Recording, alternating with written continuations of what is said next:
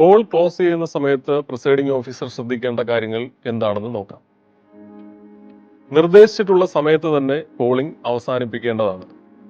Polling താമസിച്ചാണ് തുടങ്ങിയതെങ്കിലും മുൻ നിർദ്ദേശിച്ചിട്ടുള്ള സമയത്ത് തന്നെ അവസാനിപ്പിക്കേണ്ടതാണ്.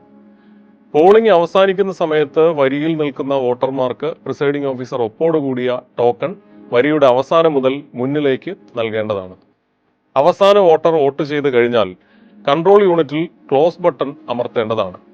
അതിനുശേഷം പ്രിസൈഡിംഗ് ഓഫീസേഴ്സ് റിപ്പോർട്ട് പാർട്ട് 3 തയ്യാറാക്കേണ്ടതാണ്. EVMലെ മൊത്തം വോട്ടിന്റെ എണ്ണം ഫോം 17C പാർട്ട് 1 രേഖപ്പെടുത്തേണ്ടതാണ്. Poll end date and time control യൂണിറ്റിൽ നിന്ന് പ്രിസൈഡിംഗ് ഓഫീസർ ഡയറിയിൽ രേഖപ്പെടുത്തേണ്ടതാണ്.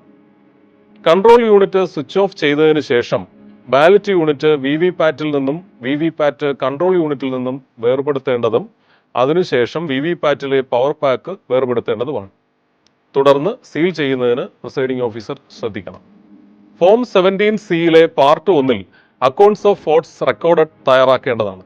തയ്യാറാക്കിയ true and attested copy presiding officer attest ചെയ്ത് പോളിംഗ് ഏജന്റുമാർക്ക് നൽകേണ്ടതാണ്. ആയതിന്റെ കൈപ്പറ്റ് രസീത് പോളിംഗ് ഏജന്റുമാരിൽ നിന്ന് ലഭ്യമാക്കി സൂക്ഷിക്കണം. അതിനുശേഷം close of poll declaration presiding officer തയ്യാറാക്കണം.